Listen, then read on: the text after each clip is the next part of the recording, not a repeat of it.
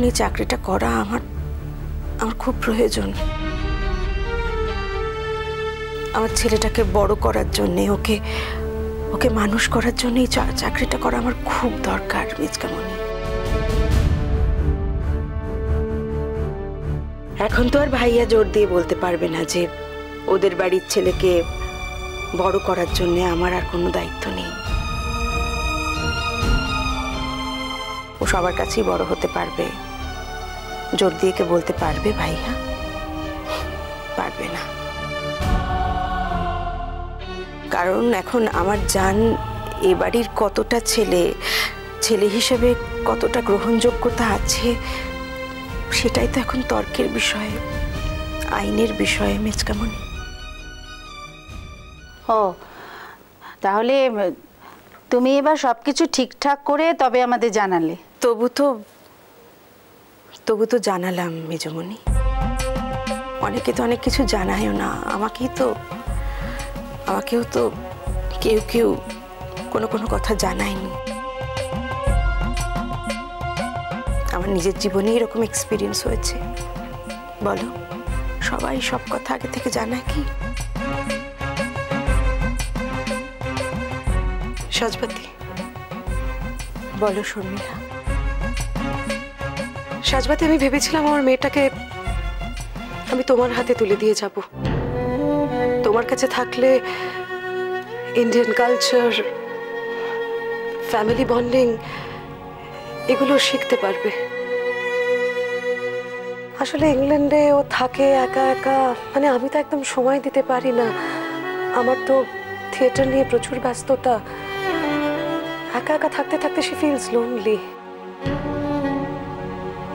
আর আমি তো কাজটাও বন্ধ করতে পারবো না, কারণ ওখানে কাজ না করলে তো জীবনটাই চালানো অসম্ভব হয়ে ওঠে। তো এখন তুমি যখন বলছো তুমি এখানে থাকবে না, তাহলে তো ওকে আমি এখানে রেখে যাওয়ার সুযোগটাই পাবো না। মা, হে আবার কি কথা শর্মিলা?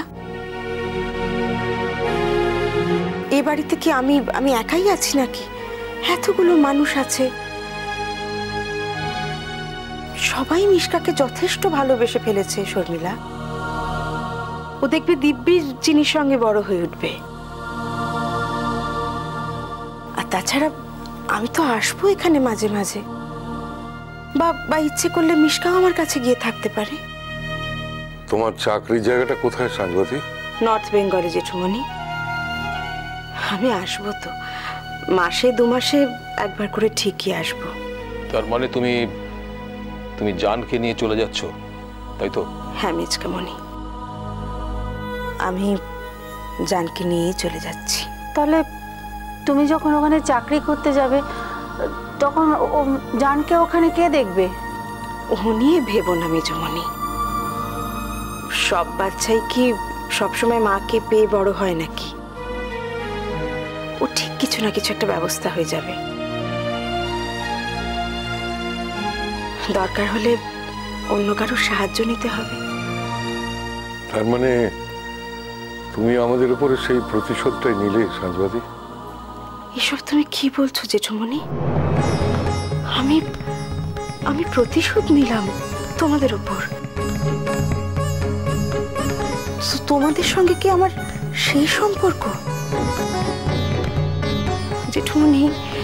জেঠুমণি, প্রতিশোধ যদি নেওয়ারই হতো তাহলে অনেক আগে আরো অনেক অন্য উপায়ে আমি প্রতিশোধ নিতে পারতাম না? না, তোমার সঙ্গে তো আমাদের কথা হয়েছিল তুমি বাড়ি থেকে যাবে না।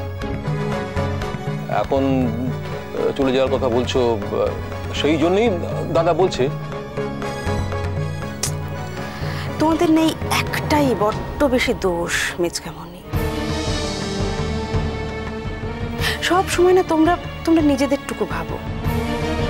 তোমাদের ইচ্ছের বাইরেও মানুষের যে মন মর্জির একটা ব্যাপার আছে, সেটা কেন বোঝো না বলো তো?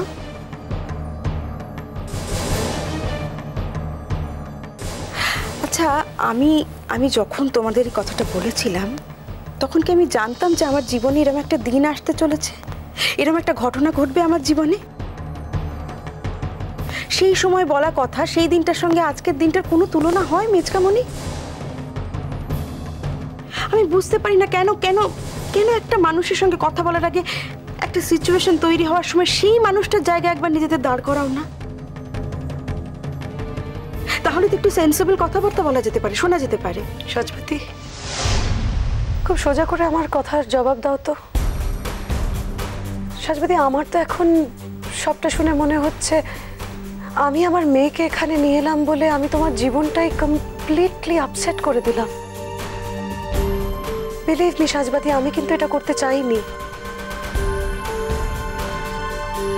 আমি জানি তুমি আমার কথা জাস্ট বিশ্বাস করবে না, কিন্তু আমি এটা করতে চাইনি সাজবতী। আমি তোমার জীবনটা এতটা ডিস্টার্ব করতে চাইনি। দেখো সাজবতী, আমি এখানে আমার মেয়েকে রেখে চলে যাব আর তার জন্য তুমি আর তোমার ছেলে বাড়ি থেকে চলে যাবে, এইটা হলে আমার কিন্তু সব সময় গিল্টি লাগবে। আমার খুব খারাপ লাগবে সাজবতী। আমি একজন মা, জানতো আমারও সন্তানেরই মতো। আমার জন্য জান বাড়ি ছেড়ে অন্য কোথাও থাকবে, এটা জানলে আমি তো শান্তিতে থাকতে পারবো না সাজবতী। বিলিভ মি, আমি কিন্তু তোমাকে বা জানকে এ বাড়ি থেকে ঠাঁই নাড়া করতে আসিনি। ঠিক আছে সাজবতী, তুমি একটা কথা একটু ভালো করে ভেবে দেখো। তুমি এবার থেকে এটা ভাবো না যে যে শর্মিলা বলে এখানে এখানে একটি মেয়ে এসেছিল, যে এসে উল্টো পাল্টা কথা বলে এখান থেকে চলে গেছে। সাজবতী, কিচ্ছু বদলায়নি, নাথিং হ্যাজ চেঞ্জড। আমি তোমায় বলছি তুমি তুমি এটা ভাবো, তাহলে তুমি এ বাড়ি ছেড়ে কোথাও যেতে পারবে না। দেখো, যা নয় তা কেন মনে করব ভাই? আর তুমি এসে কথাগুলো বলেছো বলে যে আমি চলে যাচ্ছি এমনটা তো নয়। আমি তো বরাবরই নিজেকে কোনো না কোনো কাজে এনগেজ রাখতে চেয়েছিলাম, বিশেষ করে ধৃতি চলে যাওয়ার পর। তারপরে এ বাড়িতে এত আপত্তি উঠেছিল সে নিয়ে যে আমার পক্ষে কিছু করা সম্ভব হয়নি। তারপর যেদিন জানলাম যে ধৃতির জীবনে এরকম একটা গল্প আছে, যে গল্পটা আমার কাছে সম্পূর্ণ অজানা, ঠিক সেদিনই আমি ডিসিশন নিয়েছি যে আমি আমার রোজগারে আমার ছেলেকে বড় করব, আমি স্বাবলম্বী হব। বলতে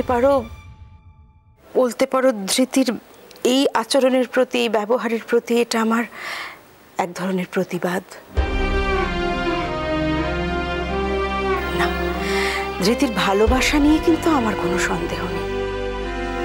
ধৃতি যে আমাকেই বরাবর ভালোবেসেছে এবং জীবনের শেষ দিন অবধি ও যে আমাকেই ভালোবেসেছে সে নিয়ে আমার কোনো সন্দেহ নেই শর্মিলা।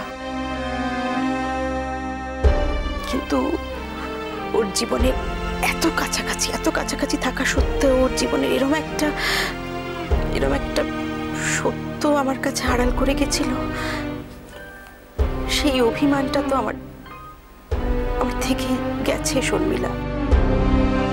যে মানুষটার উপর এত অভিমান, তার সঙ্গে তো লড়াই করার আর কোনো সুযোগ নেই আমার, তাকে তো চাইলেও আর পাবো না। তাই বলতে পারো ধৃতির আচরণের প্রতি এটা আমার এক ধরনের প্রতিবাদ। সাজবতী, আমি একটা কথা বলছিলাম, তুমি চাকরি করবে ওয়েল অ্যান্ড গুড, কিন্তু সেটা কলকাতায় করতে কি কোনো অসুবিধা আছে? কলকাতায় আমায় কে চাকরি দেবে ডক্টর ঘোষ? তুমি হয়তো জানো, এখন হয়তো মনে করতে পারছো না, যে আমি কলকাতাতেই একটা এনজিও চালাই এবং সৌভাগ্যক্রমে সেই এনজিওতে বেশ কয়েকজন মানুষ কাজ করেন। আমি জানি ডক্টর ঘোষ, আপনি ইচ্ছে করলেই আপনার পছন্দ মতো যে কোনো জায়গায় আমায় চাকরি দিতে পারেন, কিন্তু বিশ্বাস করুন সেই অনুগ্রহটা যে নিতে আমার ভালো লাগছে না, একদম ভালো লাগছে না। মিষ্টি কুটুম মিষ্টি কুটুম মিষ্টি কুটুম।